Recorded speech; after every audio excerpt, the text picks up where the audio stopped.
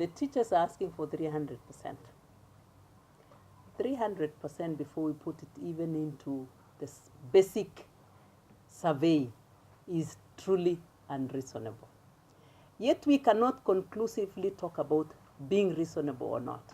As salaries and remuneration, we provided guidelines. The guidelines were to ensure that we have a standard way of determining whether a salary is justified or reasonable or not. It's not a question of sitting in a boardroom and saying, I think we need 300%. What is the basis of it? We are telling the teachers, and that was the response we gave as salaries and remuneration, both to the employer and to the union. Can you give us the justification? Let's get to know how you arrived at the 300%. Perhaps it's right, perhaps it's not, but what is the basis? So at this point, we would only say, get back to the guidelines we gave you and justify every of the demand that you are making, both as teachers and the rest of the public servants.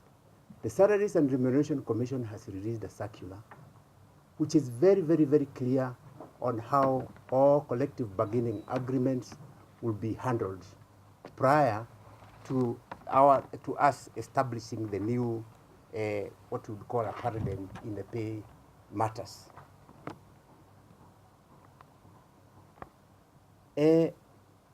We have not at all said that those collective agreements should be finished in a 4-year period.